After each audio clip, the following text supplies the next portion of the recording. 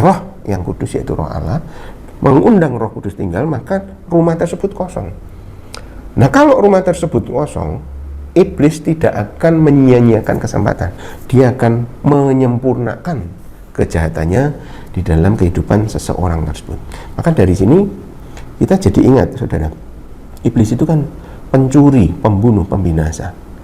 Sifat adiksi dosa yang terus bertambah sampai membinasakan umat manusia itu ya berasal dari ini, kekosongan hidup seorang manusia dari Yesus Kristus, dari Roh Kudus.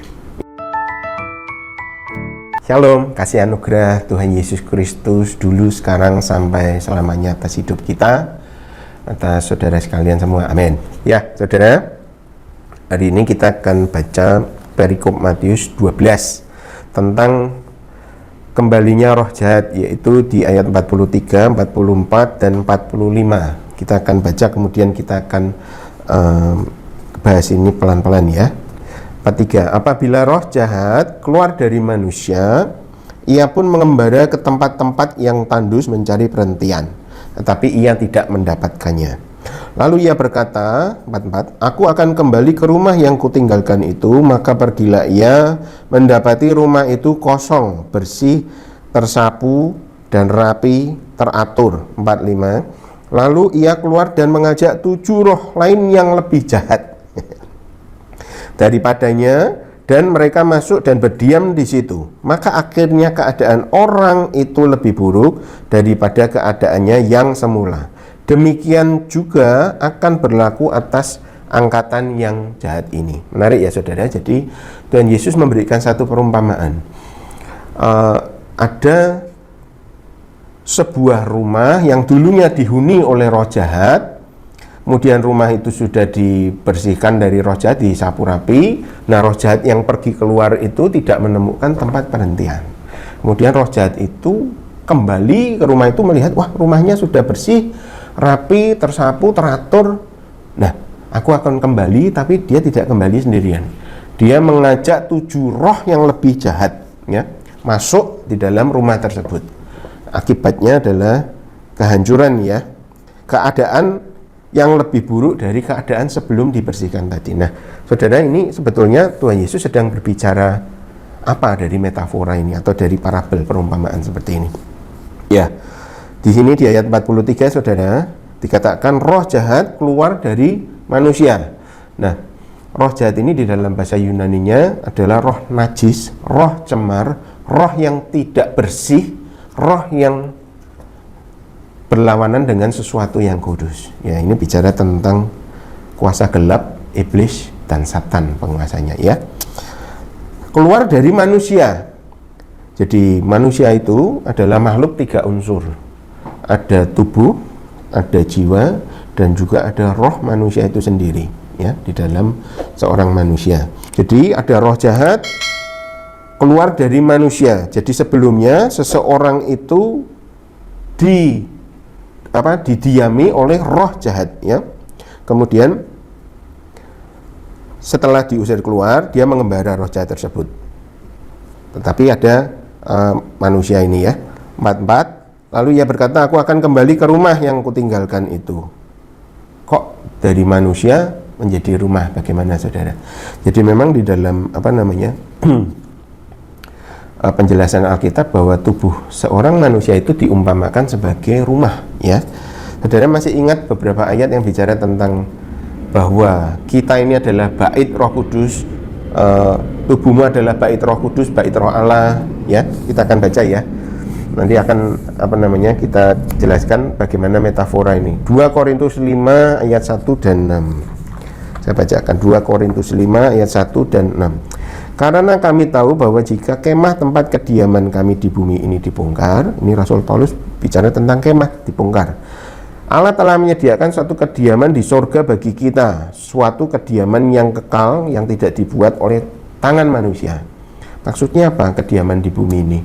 Nah, kita loncat ke ayat 6. Maka oleh karena itu hati kami senantiasa tabah, meskipun kami sadar bahwa selama kami mendiami tubuh ini, kami masih jauh dari Tuhan.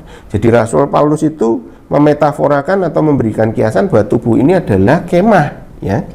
Tadi kita ingat ayat disebut juga bait. Kemah, bait, tempat tinggal. Bait itu rumah ya, kemah itu, ohel itu tenda. Jadi pada waktu kembali ke Matius 12, pada waktu ayat 44 berkata, aku akan kembali ke rumah yang telah kutinggalkan tersebut. Itu berarti yang dimaksud firman ini adalah ketika roh jahat itu tadi sudah diusir keluar, nanti kita akan cari tahu siapa yang mengusir keluar, dan pergi mengembara dan tidak menemukan tempat perhentian, kemudian dia kembali ke rumah. Tadi diusir dari orang, sekarang kembali ke rumah. Jadi ini bicara tentang tubuh kita, ya, bahwa manusia itu sejatinya itu hidup di dalam tubuhnya ini berdampingan dengan, selain rohnya sendiri ada roh jahat, ya.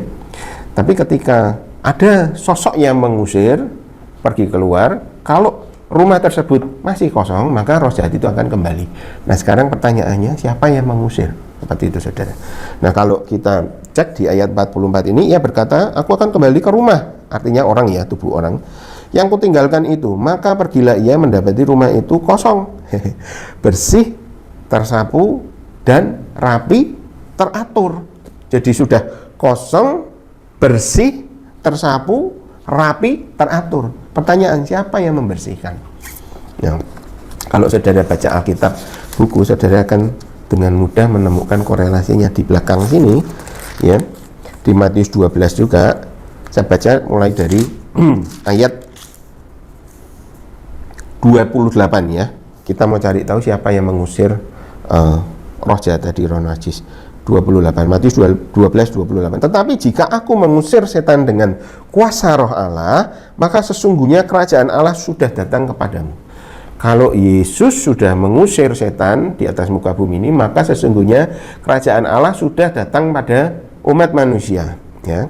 Di sini kan kejadiannya Yesus mengusir setan tapi dituduh sebagai memakai kuasa Beelzebul. Nah, ini penjelasan Yesus. Aku mengusir setan, maka kerajaan Allah datang. Memang dari sejak perjanjian lama, saudara, janji kemenangan umat manusia atas kuasa setan itu belum bisa terwujud sampai nanti orang yang diurapi, raja yang diurapi itu datang. Nah, ketika raja itu datang, dia membawa kerajaannya datang. Nah, ini bukti bahwa Yesus adalah Raja Mesias. Tetapi jika aku mengusir setan dengan kuasa roh Allah, maka kerajaan Allah sudah datang kepadamu.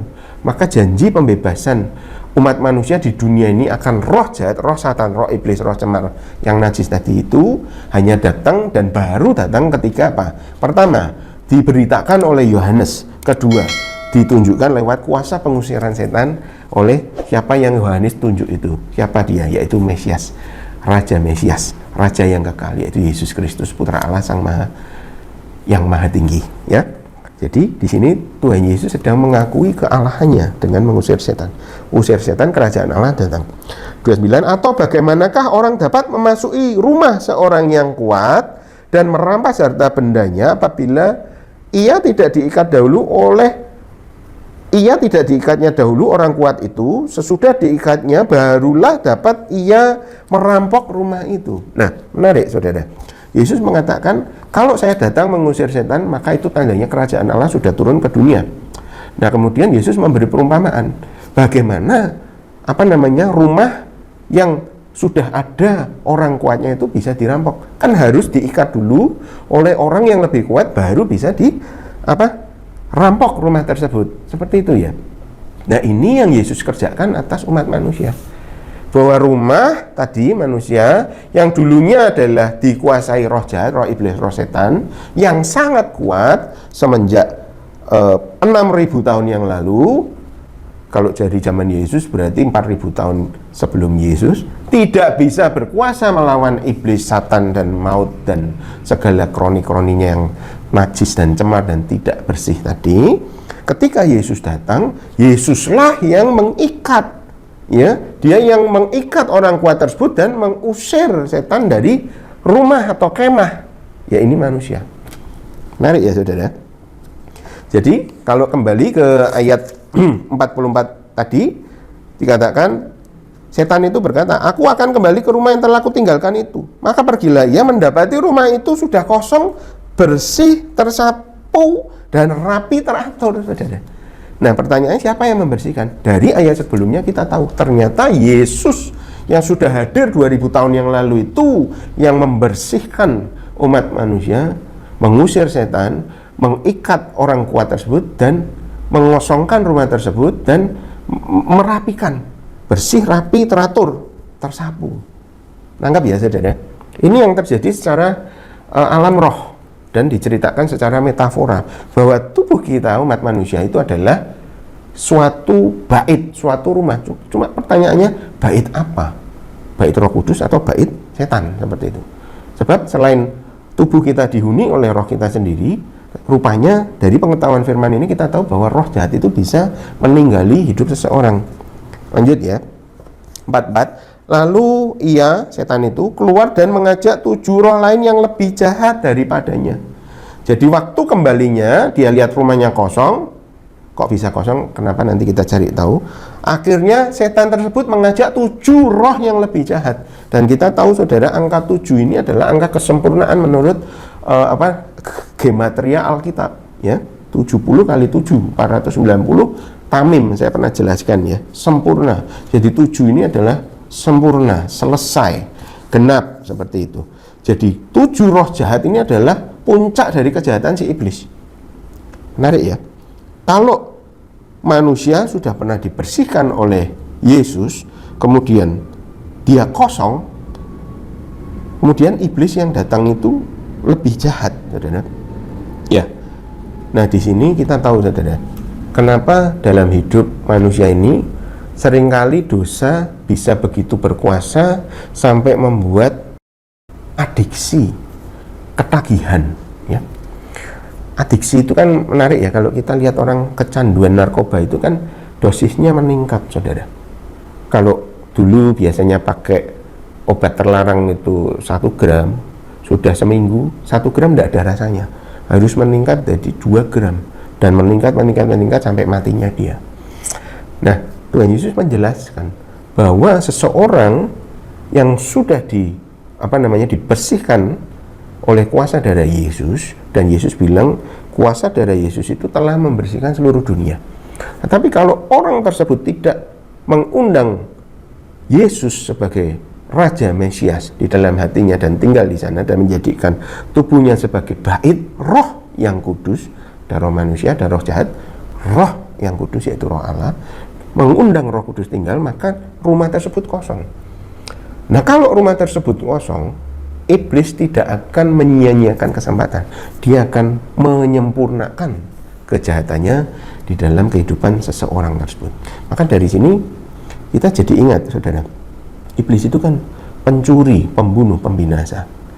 Sifat adiksi dosa yang terus bertambah sampai membinasakan umat manusia itu ya berasal dari ini, kekosongan hidup seorang manusia dari Yesus Kristus, dari Roh Kudus. Ya, kenapa kok ada namanya korupsi MBG yang ratusan triliun begitu besar?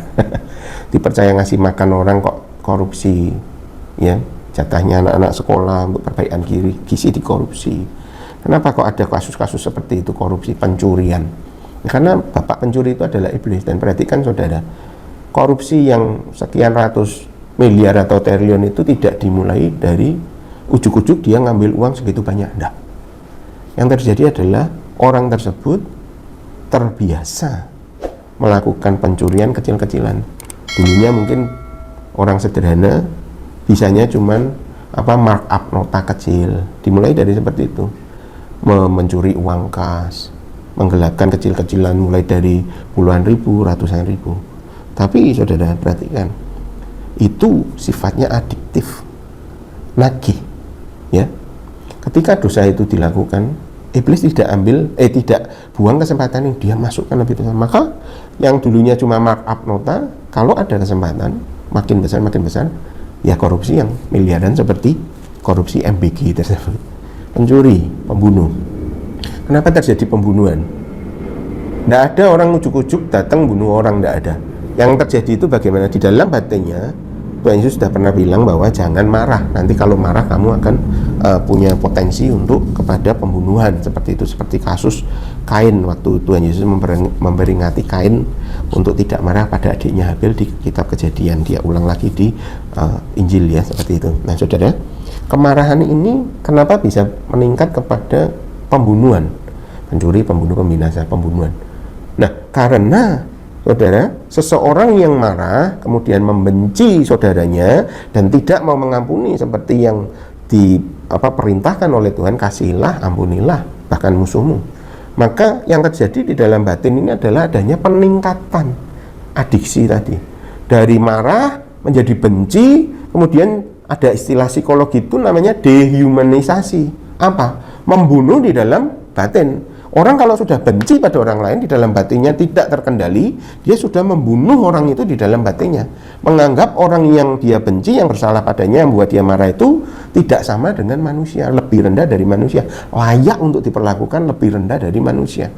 Akhirnya apa? Bisa berlanjut pada tindakan pembunuhan. Meningkat saudara dosanya. Pembinasa. Kenapa kok ada orang ketagihan gila seks? Ya, itu bukan serta-merta ujuk-ujuk dia suka berhubungan seks dengan banyak orang, enggak. Adiksi itu dimulai dari yang sederhana, mata yang cabul, hati yang cabul, terus dibuai, kemudian pornografi ya, terus ditonton, kemudian pergaulan yang cemar, terus dihidupi, meningkat, akhirnya jadi gila seks, gila kemabuan, baik narkoba, minuman keras maupun obat-obatan yang lain ya, seperti itu. Tidak dimulai langsung, tapi meningkat saudara, berujung pada kebinasaan. Ya, ini semua pekerjaan dari iblis. Roh yang mencuri, roh yang membunuh, roh yang membinasakan. Binasakan baik tubuh, jiwa, roh. Nah, ini yang jadi perhatian orang percaya seharusnya, ya, bahwa jangan remehkan dosa. Dosa itu sifatnya meningkat, adiksi, dan tambah jahat, dan kesempurnaannya itu adalah kebinasaan. Jadi dosa itu kalau sudah matang dibuai, dia akan menghasilkan maut. Itu puncak yang diinginkan iblis. 7 roh jahat yang lebih jahat daripadanya, sempurna kejahatannya. Itu kalau seseorang hidup tanpa Yesus, tanpa Roh Kudus di dalam batinnya. Nah saudara, ada yang menarik lagi di sini. Maka akhirnya 45, keadaan orang itu lebih buruk daripada keadaannya semula, hancur, binasa. Demikian juga akan berlaku atas angkatan yang jahat ini. Tadi Tuhan bilang orang, terus dia bilang angkatan. Maksudnya bagaimana? Jadi Yesus pada waktu dia melayani khusus bagi bangsa Yahudi. Nanti dari bangsa Yahudi itu keselamatan sampai kepada seluruh dunia. Jadi pada waktu Tuhan bilang, aku sudah mengikat kuasa jahat itu, sudah membersihkan, itu dia bicara tentang angkatan saudara, bukan cuma orang. Pertama-tama yaitu orang Yahudi itu pada waktu Yesus datang, itu Yesus sudah membebaskan mereka dari kuasa jahat iblis, roh jahat. Malah dikatakan kamu mengusir setan dengan kuasa Beelzebul, dengan kuasa setan. Kurang ajar orang Israel. Nah, dampaknya apa? Orang Israel, bangsa Yahudi, orang Ibrani yang menolak Yesus, masuk di dalam hatinya dan bertata menjadi raja penguasa yang sangat mulia dan kudus tersebut, akhirnya keadaannya jauh lebih buruk. Sekarang kita lihat negara Israel itu negara yang piawai dalam berperang, seperti itu. Negara yang orang Yahudi yang menolak Yesus itu, yang sekarang disebut sebagai negara Israel itu, kondisinya lebih buruk lagi karena mereka menindas wilayah-wilayah di sekitar yang kecil-kecil. Saya tidak setuju dengan penindasan yang dikerjakan oleh bangsa manapun. Pencuri, pembunuh, pembinasa itu bukan karya Tuhan, ya, itu karya iblis. Kenapa kok suatu bangsa yang disebut bangsa Yahudi, bangsa Israel, yang padanya Tuhan memberi janji, sekarang keadaannya lebih buruk, disebut negara pembunuh, pembinasa? Ya karena ini. Karena mereka, para pemimpin Israel yang ada sekarang ini menolak Yesus Kristus sebagai Tuhan dan Juru Selamat. 2000 tahun lalu Tuhan Yesus sudah membersihkan. Sekarang mereka rumah kosong yang kejahatannya makin sempurna. Karena ada roh jahat yang tinggal dalam negara itu. Pemerintahan tersebut tidak takut akan Allah, tetapi takut akan roh agamawi. Dan Tuhan Yesus bilang segala sesuatu yang bukan dari Tuhan akan dicabut sampai ke akarnya. Mereka yang memimpin negara dengan tidak takut akan Tuhan, dengan hukum Tuhan yaitu kasih, mereka adalah orang-orang yang menggenapi ini, kegenapan dari peningkatan akan dosa, 7 roh jahat. Oke? Jadi ini bicara tentang bangsa Yahudi juga. Sekarang kenapa mereka jahat sekali, pemerintahannya begitu kejam, ya karena ini, ya, mereka menolak Yesus Kristus sebagai Tuhan, Raja dan Juru Selamat. Tapi saudara, ini juga bicara pada angkatan seluruh dunia.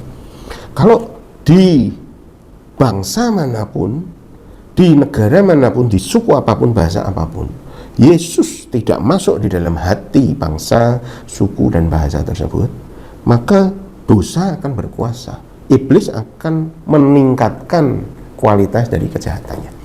Ini sudah tercatat dan ini akan tergenapi bahwa nanti di akhir zaman kejahatan seluruh bumi tanpa Yesus Kristus itu memuncak melebihi Sodom dan Gomora. Kondisi Sodom dan Gomora ini dikatakan Tuhan Yesus malah masih jauh lebih ringan daripada kondisi akhir zaman. Nah, seperti itu saudara. Nangkep ya. Jadi peringatan Tuhan adalah Yesus 2000 tahun lalu sudah membersihkan segala dosa umat manusia. Rumah itu, umat manusia itu sudah disucikan. Pertanyaannya, apakah saudara mau mengundang Yesus masuk ke dalam hati saudara, sehingga Roh Kudus berkuasa, roh yang suci itu mengalahkan segala kekejian dunia ini. Kata Tuhan Yesus, aku mengetuk di depan pintu. Kalau dibukakan pintu, aku akan masuk dan makan bersama-sama dengan dia dan dia bersama-sama dengan aku.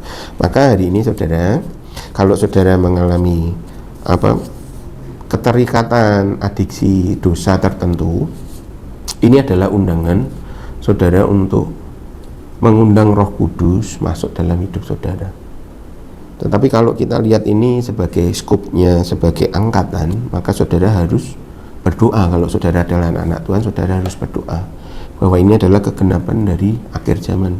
Kejahatan di dunia sekarang jauh melampaui Sodom dan Gomora. Jadi saudara sebagai anak-anak Tuhan punya tugas memberitakan kabar kerajaan surga yang telah membebaskan ini kepada setiap orang yang saudara temui, supaya di dalam hidupnya sebagai kemah, sebagai rumah itu dia ditinggali oleh roh yang suci dan yang mendatangkan kehidupan kekal dan yang menyelamatkan baik di hidup di dunia maupun di kekekalan. Tuhan Yesus memberkati kita semua. Shalom.